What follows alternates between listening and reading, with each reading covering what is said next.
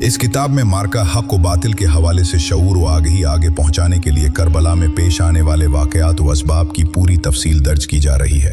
इसके लिए जहाँ जहाँ से भी मुस्तनद हक़ाइक़ इकट्ठे किए गए हैं, उन्हें जज्बाती और अफसानवी सूरत में बताने से ज़्यादा हकीकत के हर रुख को सामने लाने की हत्ताल इम्कान कोशिश की गई है। ये किसी भी फ़िरकावारियत से हट के सिर्फ हक़ को आगे उम्मत तक पहुँचाने की एक कोशिश है कि हमारी उम्मत के सरदार प्यारे आकाए दो आलम की प्यारी आला ने उम्मत की भलाई और निजात के लिए जो कुर्बानी दी, इसके बारे सबका शऊर बेदार हो।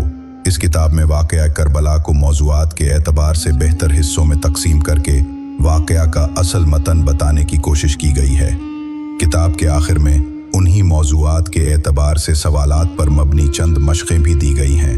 इन मशक़ों को यहाँ देने का मकसद ये है कि अगर कोई चाहे तो मतन को याद करने के बाद इन मशक़ों को हल करके अपनी मालूमात की जाँच कर सके।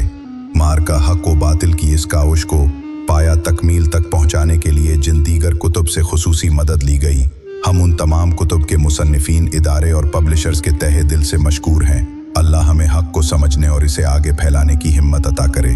आमीन सुम्मा आमीन। तारीख़ इस्लाम में बेशुमार शहादतें हुईं और हर शहादत अपनी जगह एक नुमाया अहमियत, इनफिरादी क़द्र व मंजिलत और मकाम की हामिल है। हर शहादत में इस्लाम की बका व दुवाम, आका सल्लल्लाहु अलैहि वसल्लम के दीन और आप सल्लल्लाहु अलैहि वसल्लम की सुन्नत मुबारका की हयात जाउदा के राज पोशीदा हैं। यही वजह है कि तारीख़ इस्लाम में हर शहादत अपनी जगह अहम शुमार की जाती है, लेकिन शहादत इमाम हुसैन का वाक़या कई एतबार से बाकी तमाम शहादतों से मुख्तलिफ और मुनफरिद है। उसकी इनफिरादियत की एक वजह यह है कि आप खानेवादा रसूल सल्लल्लाहु अलैहि वसल्लम के चश्मो चराग थे, और ऐसे चश्मो चराग कि जिन्होंने बारगाह रिसालत सल्लल्लाहु अलैहि वसल्लम की गोद में परवरिश पाई थी। आप सल्लल्लाहु अलैहि वसल्लम के मुबारक कांधों पर सवारी की थी। आप सल्लल्लाहु अलैहि वसल्लम के लुआब दहन को अपनी ग़िज़ा बनाया था, और जिन्हें नबी करीम सल्लल्लाहु अलैहि वसल्लम का बेटा होने का शर्फ हासिल था। इसलिए गुर्बत, परदेस और मज़लूमियत की हालत में यजीदियों के हाथों शहादत बाकी शहादतों पर एक नुमाया फ़ौक़ियत और बरतरी रखती है। खिलाफत राशिदा की मुद्दत हुजूर नबी अकरम सल्लल्लाहु अलैहि वसल्लम ने अपने बाद कायम होने वाले दौरे हुकूमत की पहले ही निशानदही फरमा दी थी।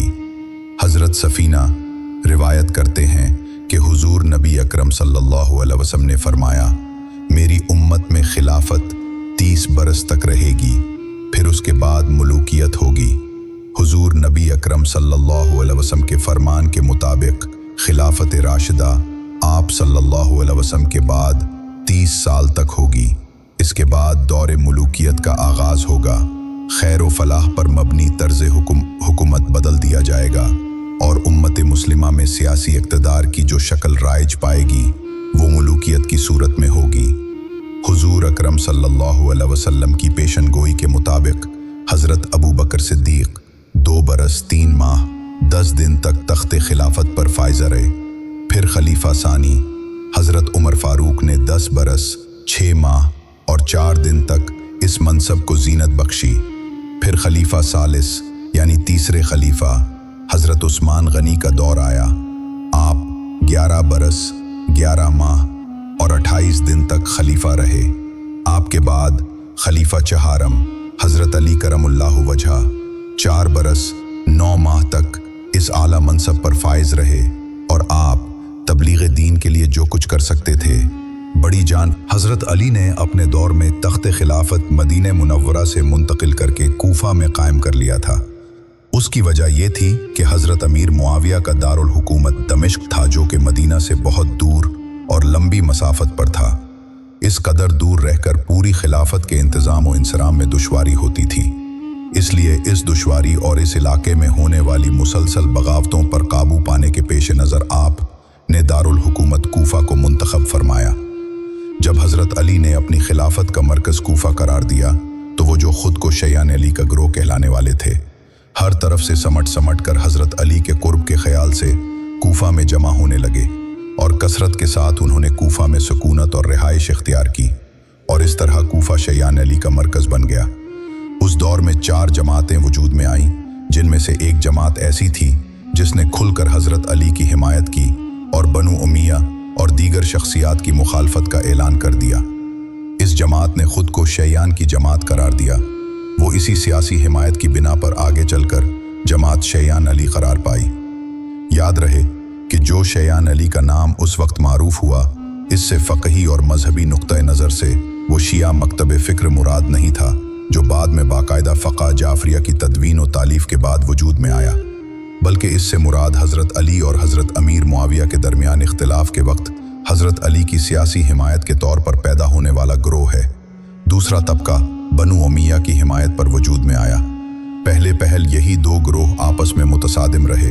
बनु उमैया कबीला कुरैश की एक शाख है, जिसमें से ख़ानदान हज़रत अमीर मुआविया भी है, ऐसे ही जैसे कि कबीला कुरैश की एक शाख बनु हाशिम है, जिसमें से प्यारे आका सल्लल्लाहु अलैहि वसल्लम का ख़ानदान है। तीसरा, इसी दौर में एक और तबका वजूद में आया, जिसने हज़रत अली और हज़रत अमीर मुआविया दोनों की मुखालिफत की। इस तबके ने उन दोनों हस्तियों के ख़िलाफ़ एक मुसल्लह कशमकश का आगाज़ किया। ये तबका ख़वारिज कहलाता है। ये खारिजी नमाज रोज़े के पाबंद थे, नवाफिल, तहज्जुद, कसरत ज़िक्र और कसरत तिलावत जैसे आमाल भी बजा लाते थे। इनुल हुक्माल लिल्लाह, यानी हुक्म सिर्फ अल्लाह का, कानरा बुलंद करते थे, लेकिन माज़ अल्लाह हज़रत अली और हज़रत अमीर मुआविया को वाजिबुल कत्ल और काफिर गर्दानते थे। चौथा तबका कसीर सहाबा कराम और उनकी पैरवी करने वालों का था, जो हज़रत अली की खिलाफत को बरहक जानते थे, लेकिन हज़रत मुआविया के बारे में खामोश थे।